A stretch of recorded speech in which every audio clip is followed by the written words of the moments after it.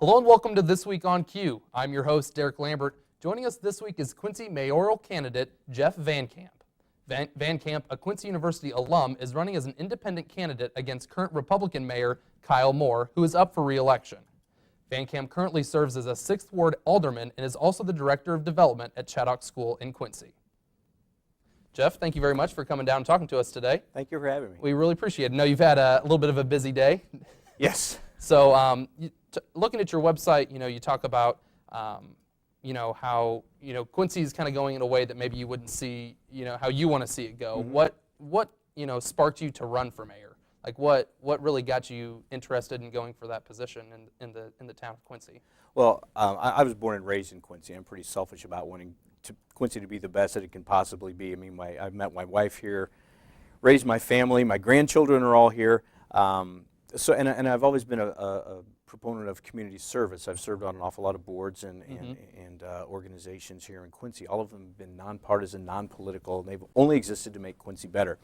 The truth is, I had a feeling a couple of years ago that Quincy was not on the right track. Okay. I saw some things going on with the Quincy City Council, and frankly with our current mayor, really looked like a lack of leadership, a lack of communication. Mm-hmm. So I ran for the Quincy City Council to try to do what I can to stem that, and found that it really is pretty much a systemic problem within this administration. So I thought, well, I can gripe about it or I can do something about it. So that's why I ran for mayor. So you decided to do something about it. That's right. Exactly. So is there someone that you maybe model yourself after in the kind of public service realm of things? I can't say so. I'm 56 years old. I was raised by my mom and dad worshiping at the altar of the Kennedy brothers. It was that sort of community service thing. I was a political science minor and had interest in politics, but I really don't have interest in politics now so much as interest in government and what good government should be doing and should be providing to people. So that's really where my interest lies. Okay. And you being a QU grad, how has QU represented itself in Quincy? How do you think that's kind of shaping up right now? And how do you think it could be better? Quincy University is an incredible asset to the Quincy community. I know that because, not only did I graduate from here in 1984, but I came back and worked here for 10 years as well. I was the director of the annual fund. I was director of alumni relations. In my last 5 years here, I was director of admissions. So I know not only from a cultural standpoint and an educational standpoint, but frankly, from an economic standpoint, what an incredible asset Quincy University is. So to me, it's incumbent on everyone in Quincy to get together, get behind, and do what we can to support Quincy University, whether that's through the annual fund or frankly, in the current problems that we have now. We want to definitely make sure that we're standing behind Quincy University because we need to make sure this institution continues. Yeah, we actually last week we had our interim COO, Phil Conover, on the show, and he talked a lot about that, is how important Quincy University is to this community, and how, he, a little bit opposite of you, he didn't have any ties to Quincy University, but just the fact that he's lived here for so long that he knows how important it is. Exactly, and Phil and I are good friends. Phil has that economic development and resource development background, so he sees it through that lens as well. Frankly, having Quincy University in trouble puts Quincy at risk as well. So we need to do what we can to make sure that doesn't happen. Right. So during the campaign, there's been a lot of talk about public safety, and I know that the Quincy Police Department just came out with that new program, QTAP. We actually had a couple people from the Quincy Police Department on here to talk about that. So what are your thoughts on that new program, and how do you see it moving forward in Quincy? One of the prime reasons that I ran for mayor is because I saw a lack of prioritization by the current administration. In my mind, city government should be doing just a few things, but we have to do them very effectively. And the number one thing is public safety. If we don't get public safety right, that means police protection, fire protection, clean drinking water. If we don't get those things right, nothing else matters. If people don't feel safe in their homes, they're not going to stay here. Right. It's going to be hard to attract businesses. People are not going to invest in their homes. They're not going to invest in the community. 2015 was kind of a watershed moment in Quincy. We had 5 murders, including the point-blank murder of a 12-year-old boy, and that was a year that our current mayor eliminated 4 positions from the Quincy Police Department. And it was only after significant pressure from the Quincy City Council that we got any of those reinstated. To me, that's a complete discombobulation of priorities. So public safety has to be our number one priority, our number one job. You know, now you ask about the QTAP program. Right. The QTAP program is modeled on a program that was originated in Peoria, which actually was originated out on the East Coast. There are a lot of sort of similar programs. Quincy has not actually adopted the QTAP program. All right, we're talking about the QTAP program. Whether or not we can take that program from Peoria and just apply it directly to Quincy, probably not. There are elements of it that I really like. Elements like outreach into the community, using social service agencies, churches, businesses, other community leaders, reaching out, because it's a cultural thing that we really have to address. So those elements of the QTAP program I really like. There are some elements of the QTAP program that may or may not be appropriate for Quincy. And I've had a lot of conversations with Police Chief Rob Copley about that, and frankly, he agrees.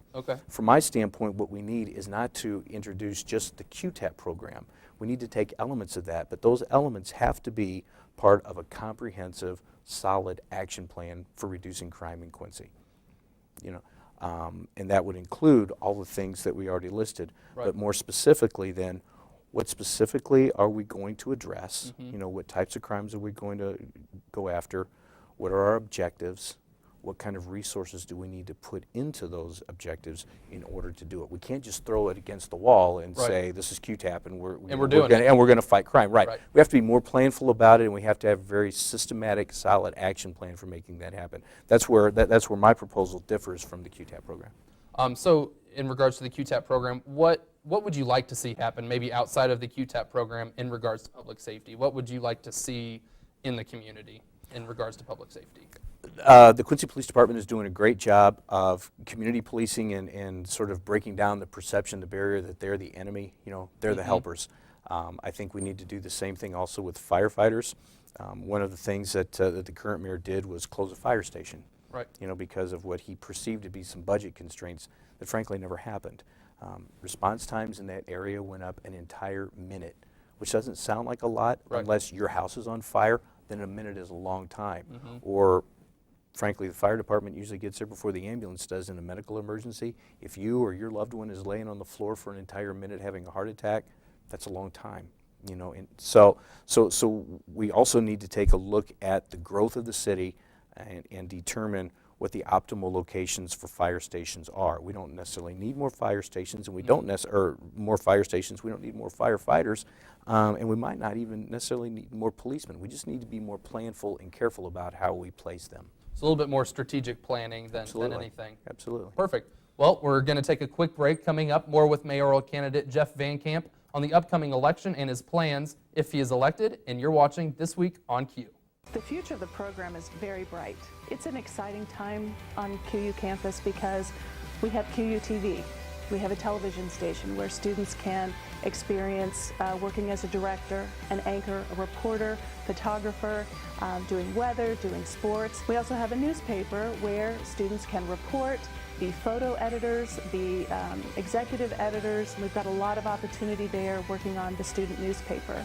We also provide students with the opportunity to do magazine articles with heavy research and giving them a little bit more time to expand on articles and do some in-depth investigative work. You know, moving forward, it's exciting because all of the skills they learn in every avenue will translate into what we have in the future, and web writing and mobile writing and all of our distribution platforms. We have an incredible opportunity to grow the department, to grow the program, and to grow students into excellent journalists. Welcome back to This Week on Q. So one of the biggest challenges that college seniors face is really getting out of college after graduation and finding that career. So what's something that you may have in mind for developing more careers for those graduating seniors in Quincy? Well, bringing more jobs to Quincy is obviously going to be a high priority. The thing is, that's really nothing that's in the mayor's control. We're not creating jobs. What we need to do is make sure we have an environment that is attractive to business and attractive to jobs. So again, that comes back to my cores, which is public safety, providing essential services and providing them very well. And then that helps create that environment that attracts and retains businesses. So working with agencies such as the Chamber of Commerce, with the Great River Economic Development Fund, or Foundation, they're already doing outreach into the community and working with businesses to determine what are the worker skills that they need to come in. So we already have the Quincy Promise program. There's workforce development programs going on already. I think some of those should extend into Quincy University as well for the more professional jobs. Right. No, definitely. I think making it more appealing will obviously overall help everything, right? Right. So, students, again, that are planning on staying in Quincy after graduation, or maybe they're local and they just plan on staying in the area after graduation, what changes can they foresee, in regards to taxes, and specifically property taxes or things like that? Anything in the making, if, we kind of stay on the track that we're on right now? What do you think about that? Well, I don't have any plans to raise property taxes. Well, that's good. That's good. That's a good thing. And truthfully, our property taxes go to pay our police and fire pension funds. They go to pay our general obligation debts, and they go to the Quincy Public Library. So really, the vast majority of Quincy's revenues come from sales tax. Okay. So I don't have any plans to raise property taxes. As a matter of fact, the state is probably going to be freezing property taxes, right?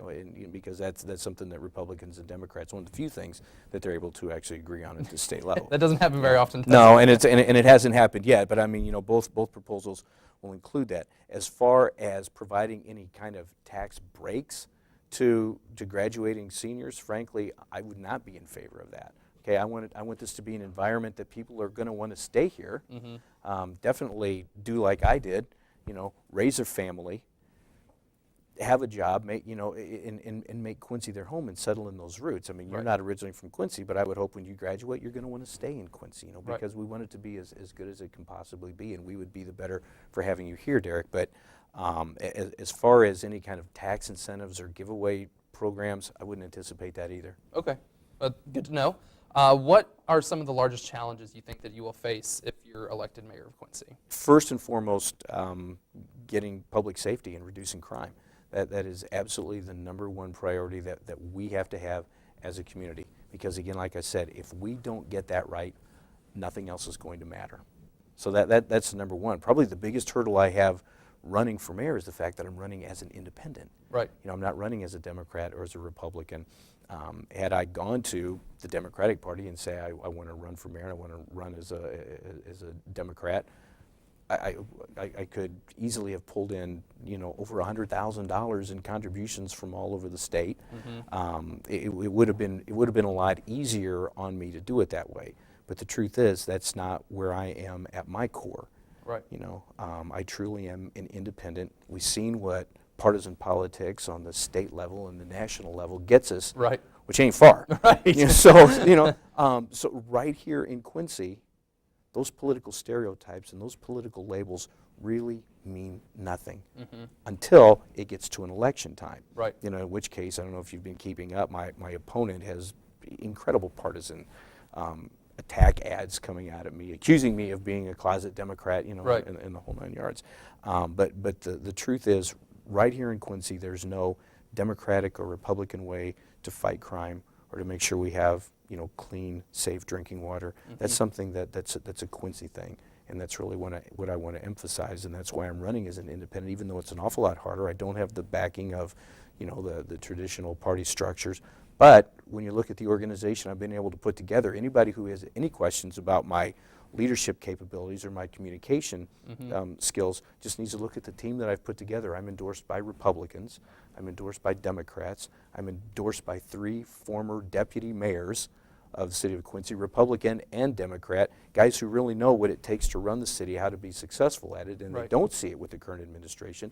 They are confident that I'll be able to provide that. Plus, Quincy police officers and firefighters have unanimously endorsed my campaign as well against the current mayor.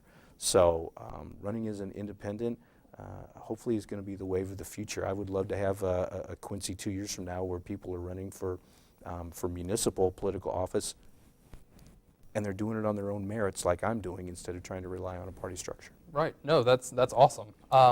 Is there anything that you think that you can bring to the community that maybe your opponent cannot? Truthfully, it's a perspective and an experience. level. I've had a wide variety of very successful careers here in Quincy. In addition, my community service career has also, shown me how to get things done within the community without being partisan and without being political. Right. But more than that, the fact that I raised a family here. I'm fortunate to see my grandchildren grow up here. I know taxes are not an abstraction for me. I know what a few dollars here and a few dollars there can make, on a weekly family budget. I know what it's like to have your kids go out at night and to sit up at night and worry about them. Because even though they're in their 30s, I still worry about them. Right. And that will never go away. And I know that they're in a more dangerous environment now. So those are it's just that kind of life experience that I bring to the table that frankly my opponent can't. It's not any fault of his. We're just two very different people. Right, different experiences. Yeah, absolutely. Is there anything else you'd like to add that maybe you didn't get to? I don't think so. I fear I've kept you over time anyway. No, that's perfectly fine. Well, if you don't have anything else to add, thank you very much for coming in. We really appreciate it, and we wish you the best of luck on the election. Well, thank you very much, Derek. I appreciate it. After the break, we'll give you a look at next week on Q. Stay with us. Join me, Coach Marty Bell, head basketball coach of the Quincy University Hawks, live from Chicks on the River every Monday night at 6:30 p.m. or on ESPN 1440 for the Coach Marty Bell Show. Hear from our coaches and players as Ben and I recap the previous games and preview our upcoming opponents. Grab your friends and family and come out to Chicks on the River for a great meal and meet the Hawks. QU men's basketball, Chicks on the River, and ESPN 1440, a winning combination. And as always, it truly is. It isn't a building. It isn't an arena or field. It isn't a classroom. It's a friendship. It's the bonds you form. It's an opportunity. It's the experience. It's a Q thing.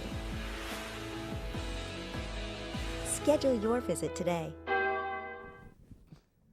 Welcome back, and here's what's going on next week on Q. The annual student art exhibition is now being held at the Gray Gallery in Brenner Library until April 21st.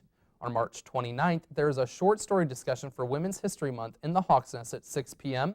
To start off the month of April, the QU Campus Ministry House is hosting Sign It Saturday from 3 to 6 p.m. This Sunday on April 2nd, the men's and women's tennis teams host St. Francis at 1 p.m. On April 3rd, the Student Success Center is hosting an event called the #Adulting Series from 5 to 6:30 p.m. That's it for this week's show. Later this week, we'll have Quincy Mayor Kyle Moore on the show to discuss the upcoming election. If you haven't already, like us on Facebook to see the latest from QU Media and tune in to Channel 97 on campus for the latest on Q. For this week on Q, I'm Derek Lambert, and we'll see you next week, Hawks.